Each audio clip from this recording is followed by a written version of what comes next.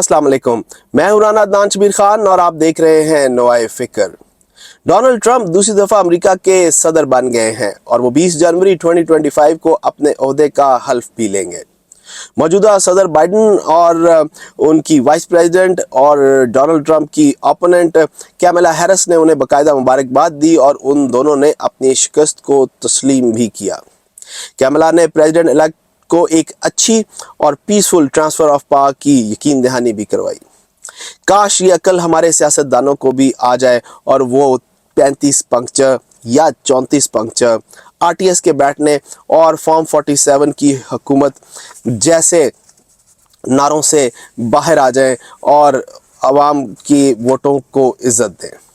अगर हम ट्रंप की पर्सनालिटी को एनालाइज करें तो वो एक इंतहाई मुतनाज़ा मगर मकबूल और मुनफरद शख्सियत के हामिल हैं। डोनाल्ड ट्रंप की इस जीत से इमरान खान और उनकी जमात के हामियों की भी खान की रिहाई के बारे में उम्मीदें वाबस्ता हो गई हैं।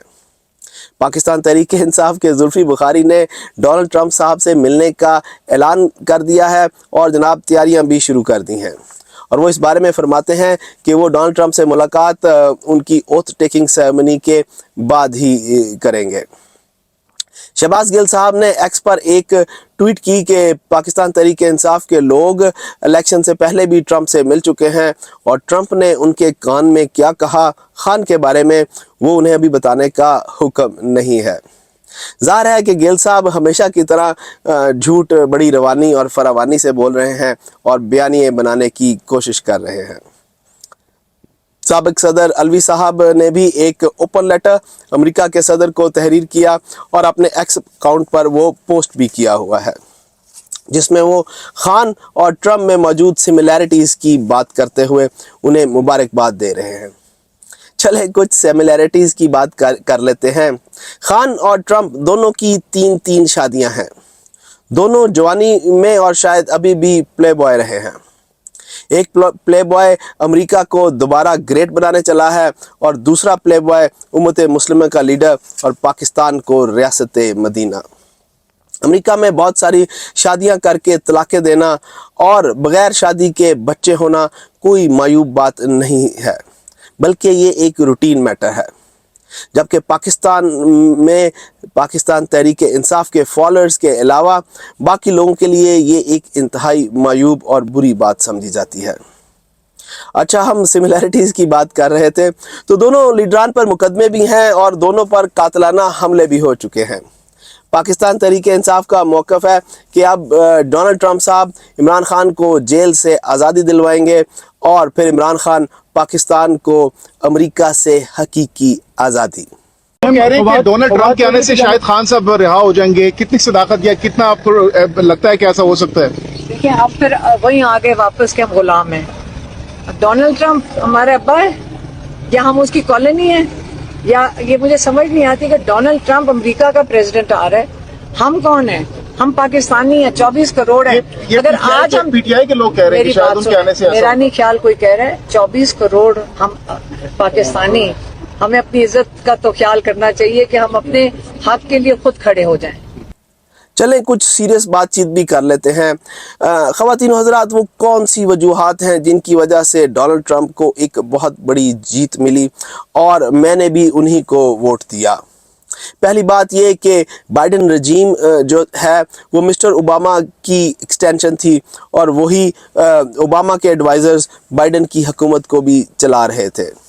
जो सदर अपना नाम तक भूल जाए और उसे ये नहीं पता कि तकरीर करने के बाद दाएं तरफ जाना है या बाएं तरफ जाना है, जो अपनी प्रेसिडेंशियल कैंपेन रन नहीं कर सका, वो मुल्क कैसे चला रहा था, बल्कि मुल्क कौन चला रहा था, आप खुद ही अंदाज़ा लगा लें। तो अमेरिका की जो कौम है उसको इस चीज़ का बहुत अच्छी तरीके से इदराक है कि मौजूदा सदर की ज़हनी हालत ठीक नहीं है और वो सदर बनने के काबिल नहीं थे, उनको सदर बहरहाल बना दिया गया। 21 मिलियन लोग गैर कानूनी तरीके से अमेरिका में दाखिल हुए, जिन्हें इलीगल इमिग्रेंट्स कहते हैं, और उन सब की नौकरियों का बोझ जो लीगल लोग हैं उनको उठाना पड़ा। इन्फ्लेशन आसमान से बातें कर रही है। जो ग्रोसरी यानी खाने पीने की अशिया हम बाज़ार से $1000 में लेकर आया करते थे, वो आज हम $2500 में लेकर आते हैं, और ये मैं सिर्फ 4 फैमिली मेम्बर्स की बात कर रहा हूँ।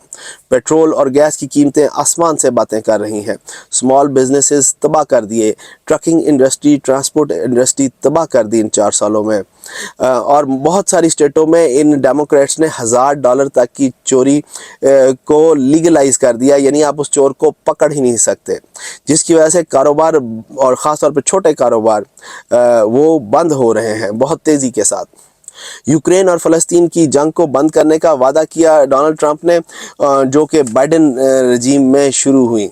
जिनजीज जो इसराइल की फ़लस्तीन में नस्ल कुशी के सख्त ख़िलाफ़ हैं, उन्होंने ट्रंप को वोट डाला। मैं आपको बताऊं कि हालत यहाँ तक थी कि अंदर हॉल में कैमला की तकरीर हो रही होती थी, उसका सियासी इज्तिमा हो रहा होता था, और उस हॉल के बाहर सड़कों पर ये जिनजीज, ये यंगस्टर्स जो हैं, ये बाहर एहतजाज कर रहे होते थे। कैमला ने यहूदी लॉबी और यहूदी मीडिया के ज़ोर से इन बातों को दबाया हुआ था, मगर ऑन ग्राउंड जो लोग रह रहे हैं उन्हें तो ये नज़र आ रहा था, और वो इस चीज़ को कब तक दबा सकती थी। बहरहाल अब पाकिस्तान की बात कर लेते हैं। हुकूमत पाकिस्तान को इस वक्त एक अग्रेसिव मगर पॉजिटिव फॉरेन पॉलिसी की ज़रूरत है, और हुकूमत को चाहिए कि नई आने वाली हुकूमत को इंगेज करें, उनसे अच्छे तल्लुकात इस्तवार करने की कोशिश करें, और कोशिश करें कि अमेरिका की मार्केट तक हमारे लोकल बिजनेसमैन की रसाई आसान और सस्ते तरीके से हो। मैं आपसे इजाज़त लूँगा। अल्लाह आप सबको आसानियाँ नसीब फरमाए और आसानियाँ तकसीम करना नसीब फरमाए। अस्सलाम वालेकुम।